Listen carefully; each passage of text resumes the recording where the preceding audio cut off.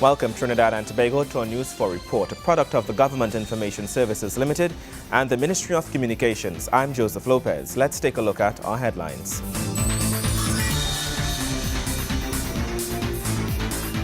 Over $3.3 million distributed to Diego Martin residents who suffered from devastating floods in September.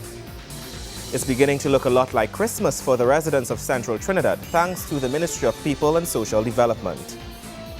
And International Day for Persons with Disabilities is observed.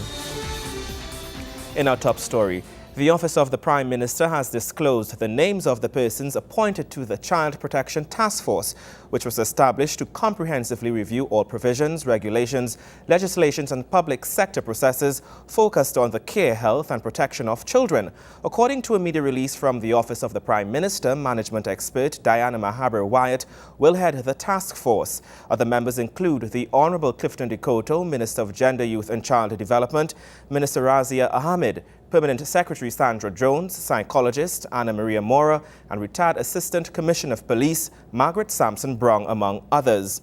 Altogether, there are 17 members of the task force. The first meeting of the Child Protection Task Force is scheduled for Friday, 6 December 2013 at 10 a.m. at the Ministry of Gender, Youth and Child Development. The task force is mandated to report on its findings to the Prime Minister within 6 weeks. And in other news, over $3.3 million was distributed to Diego Martin residents who suffered from devastating floods in September. Minister of the People and Social Development, Dr. Glenn Ramadasing, visited the residents and announced plans for the area. Friday, 13 September 2013 will go down as one of the worst days in the history of Diego Martin, as torrential rains brought mounds of debris and dirt onto the northwestern district. While it's taken some time before the families and households affected by those high flood waters to get back on their feet, Social Development and Minister of the People Dr. Glenn Ramadasing distributed checks of an additional $10,000 to residents to aid them in recovery. These funds come in addition to assistance offered from the Social Development Ministry. Besides all the normal help from the Ministry of the People and Social Development, and additional $10,000 to the 331 households who suffered severe loss of furniture and housing items. Recently appointed chairman of the Diego Martin Regional Corporation, Darrell Smith, urged all the relevant stakeholders to take a more proactive role in preventing floods. We cannot wait for the floods to happen. We cannot burn the candle at one end, which is at this end. We need to burn the candle and spend the money at the proactive end before the rains come. Just looking at statistics so far, we have seen September, October, November seems to be the 3 main months. I think everybody in here has experienced it in those 3 months. So the work has to start, not then, but as of today. We need to keep the rivers clean, and we need all the stakeholders, including the Burgesses of Diego Martin, to do their part. Minister Ramadasing says his ministry is looking into establishing an agro-processing project in the area to assist in building up the community. He also called on residents to come forward with suggestions on activities they would like to see be established in the Diego Martin region. We intend also to run a pilot program right here in Patna Village, where we will be enlisting some 25 persons who will receive grants to form part of an agro-processing and agro-production project for those who are vulnerable and poor. And this will be done in tandem with a similar project that is being done in Carsonfield. It is my hope that you, the members of the community of Diego Martin, feel supported by the efforts of your ministry and your government as we attempt to bring back some balance to the neighborhood. I invite you today to consider whether we can be of assistance to you in other ways. Please suggest us ways that we can innovate, we can change, and become more relevant to the needs of the people. Kimberam Calawan, News 4. Meanwhile, the Ministry of the People and Social Development has distributed approximately $1.52 million in checks to 152 persons from various communities in central Trinidad. This was done in an effort to provide a measure of relief to flood victims. The Honorable Dr. Glenn Ramadar Singh, Minister of the People and Social Development, while addressing recipients at Endeavour 500 grounds, Chaguanas, on Monday, noted that the grants amounting to $10,000 each had been approved by Cabinet as a one-off contribution by the government for the rebuilding of their homes. But before going further in his feature address, the minister reminded residents that Trinidad and Tobago was a blessed nation, pointing out the recent devastation in the Philippines following the passage of a powerful typhoon last month. And 10 million persons have been affected. People's homes have been devastated and destroyed. The capital city is in wreckage. Towns are just flooded out and people are begging in lines for water and a little bit of food. So in Trinidad and Tobago, we have much to be thankful for. And while at time, every time we have a hurricane, it passes between Trinidad and Tobago and gone. So much so that we say God is our Trini. But we have to count our blessings and name them one by one. Following the check distribution, Dr. Ramadar Singh said ministry teams had been dispatched to various communities in both north and central areas of the country to assess the flood damage, as well as provide counseling and social services relief to the affected persons. He said the idea was to provide assistance to the disabled, the elderly, and the very poor in the communities who were affected by the floods. The minister updated the community on its street lighting project and what was being done to engage the youths of the community, as well as what was being done to prevent further flooding. And we've already started to push the street lighting in Edinburgh 500. We are waiting on approval to build some security guard huts so we can engage the young people to secure the community, because a lot of the development is not contained. And so we have to secure our people in these communities. And in Montrose area, we are flushing out the drains that for 40 years was full of muck and phlegm and mud that have cluttered the drain and makes the drainage worse for other areas because you run off. Many times here in Edinburgh 500 and surrounding areas, the downpour creates the flood, but after a while it recedes because there's proper underground drainage. So we will continue to maintain those. Minister Ramadar Singh revealed that an additional sum of $497,000 had also been allocated for distribution to those persons who had lost appliances in the flood. Felicia Wilson, More News 4. When we come back, more news. Stay with us.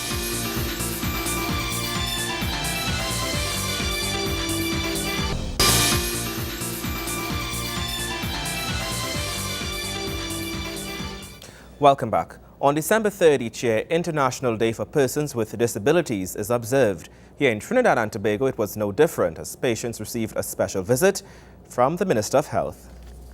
It has been approximately 10 months since Ryan Rampersad was involved in a tragic accident that claimed the life of a mother and her two daughters along the Beetham Highway in the vicinity of Sealots. The accident left him significantly paralyzed and unable to speak or communicate with his loved ones. However, during his time at the St. James Medical Complex, his family members and doctors have noticed a promising improvement in the 21-year-old.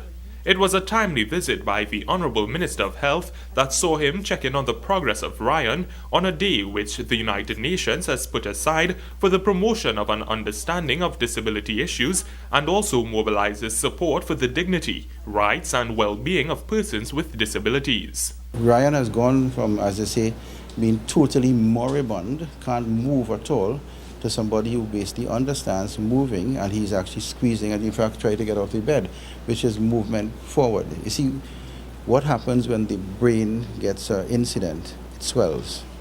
It takes a while for the neurons, etc., to go back to normal levels with scarring. This is why we have stem cells research being done in the world today for these cells, what they call stable cells, and they don't regenerate themselves. So that's where the future is going to go. Ryan's doctor noted the progress he observed and believes this trend will continue.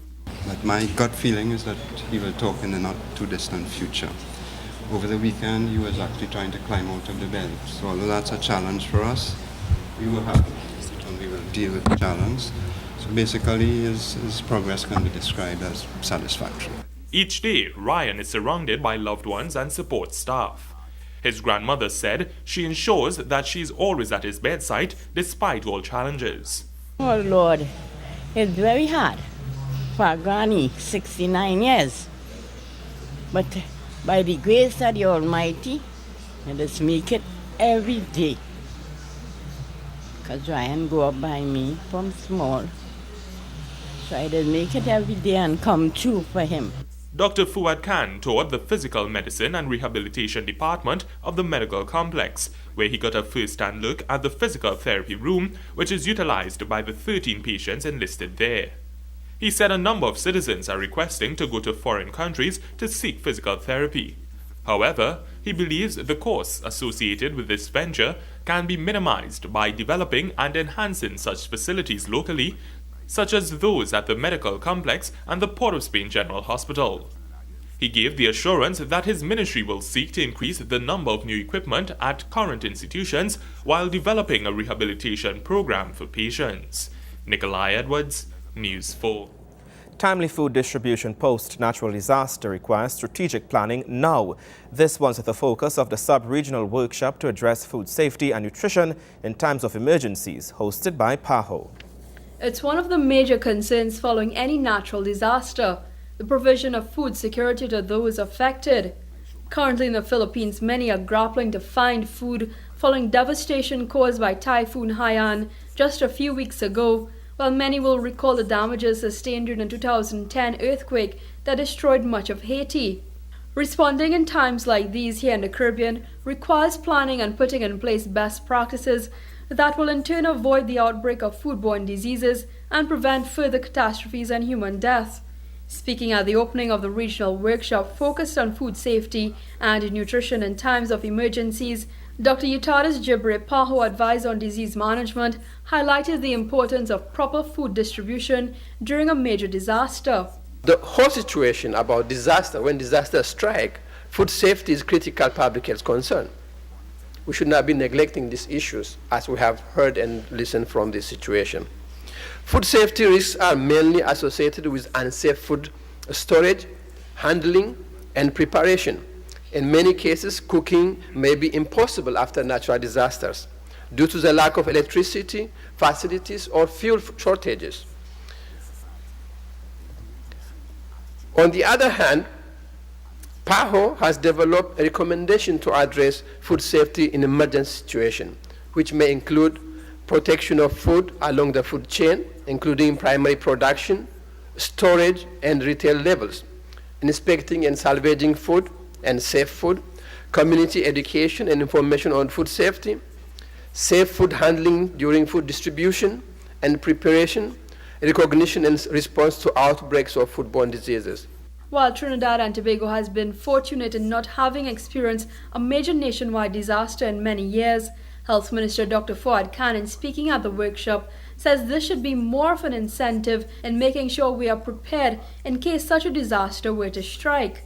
The minister alluded to a plan that includes the establishment of sea ambulances and mobile hospitals. I'm in the process of developing what we call sea ambulances and hopefully an air helicopter ambulance for disaster preparedness.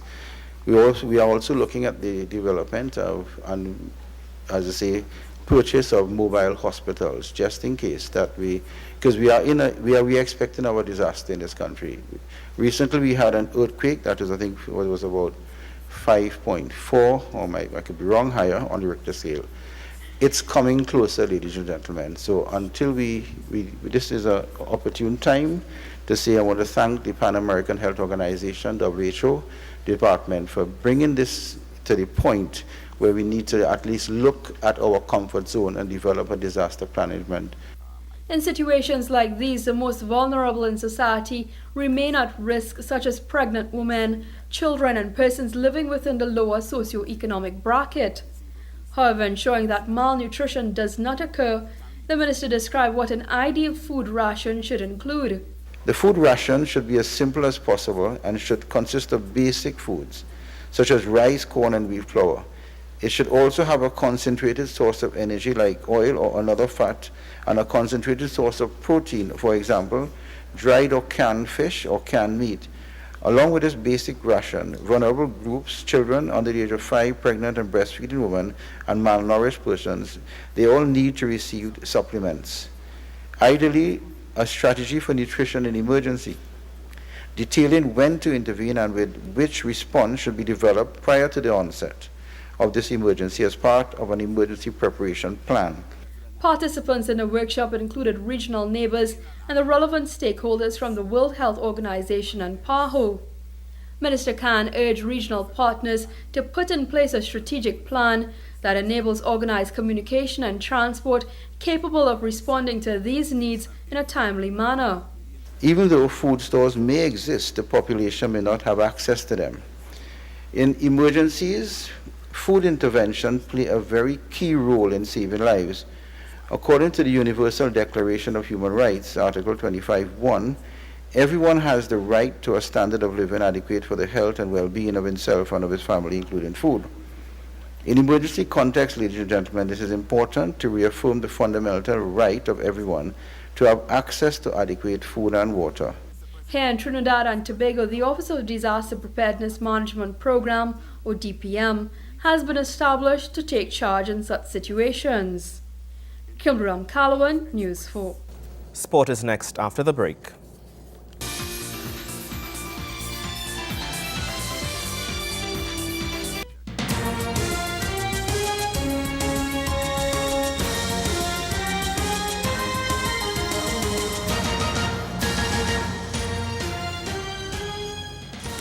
The event commemorated World AIDS Day. A-Class International partnered with the Sport Company of Trinidad and Tobago, as well as various NGOs and corporate entities, to host the Altruistic Benefit Cup on Sunday at the Hazley Crawford Stadium. Wayne Cunningham was there, and we have more in this report. Knowing your status was a major activity at the awareness fair prior to the Altruistic Benefit Cup on Sunday at the Hazley Crawford Stadium. But there was a lot more for the public at the World AIDS Day event.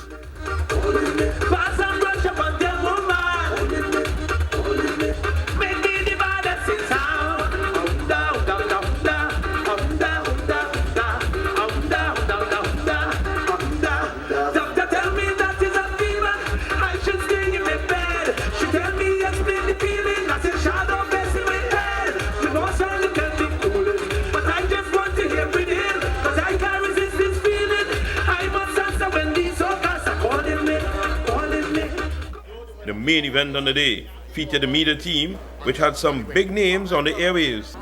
But the celebs had a bomb squad of sportsmen, including national footballers and cricketers. The media should have been ahead early with this play. Unfortunately, Charles did not marshal his shooting. The celebs also had an early chance after the sports minister, Alan Roberts, poked the pass to Kevin Cooper, but the West Indies all-rounder shot was way wide, with the keeper in no man's land. At times, the cricketers were keeping it to themselves, with Dwayne Bravo, Cooper, and Lindell Simmons knocking around in a triangle. The minister did get the ball to Cooper again, but he still did not find his scoring cleats. The swimming coach was now pulling the strings in midfield as he sent Watty to the bar. The celebs were closing in on a goal. Dean Atkins would have made mass if this one had gone in. Minister Roberts then took a breather and did some coaching, which seemed to do the trick, as Jehu Gordon hurdled some tackles before scoring the opener for the celebs outfit.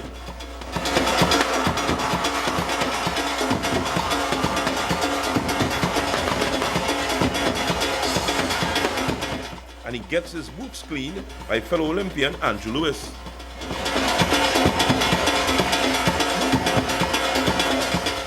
The match was over as a contest in the second half, following this strike from national defender with Danfa Abubakar. It showed up a clear advantage for the celebs.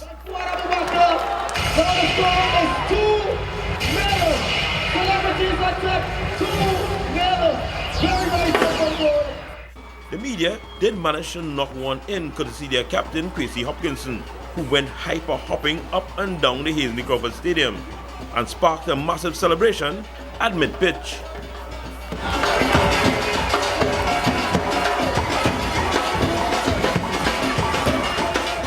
The celebs would have the final dance though, as Colonel Roberts kept composed and arranged to look like he knocked in one after fine work from World Championship hurdler J. Hugh Gordon.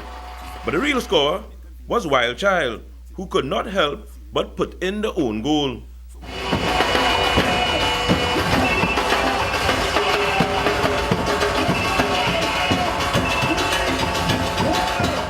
(3-1) the final score for the celebs. A good day, for a good cause, with good fun. Wayne Cunningham, News 4 Sports. And somehow they forgot to include me in that sport game there. Well, news continues after the break.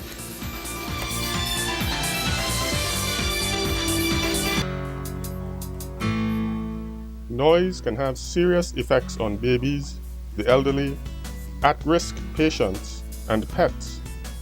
It can cause migraines, irritability, hearing loss, and sleep deprivation.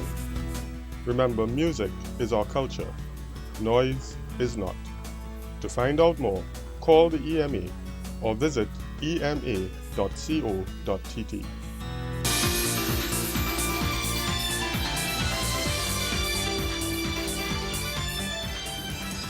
Welcome back. Whiteap trainees of Cycle 38 graduated this weekend, and in celebrating the occasion, the program took the opportunity to launch its new logo as well as its alumni association. CEO of the program, Nigel Forgine, in launching the Past Trainees Association, says the new arm of the program will serve to carry Whiteap to a new level in leadership training and mentoring. Whiteap has been around for many years, making a direct impact in the lives of citizens in the area of skills training. And in celebrating another milestone during the graduation of Cycle 38, CEO of the training program, Nigel Forgine, highlighted the aim of the program, what it seeks to achieve, and its successes so far. YFL throughout the years has focused on improving self-image, leadership acumen, and altruistic fundamentals of all the participants. This was realized through our life skills training, leadership training, and community service, respectively. As a training organization, we have recognized the need to go beyond vocational skills training, which is fundamentally what all of you came to do in YTEP, to learn a skill, to develop yourself in a craft, to be able to develop a skill or a craft which would allow you an opportunity to earn an income sometime later on.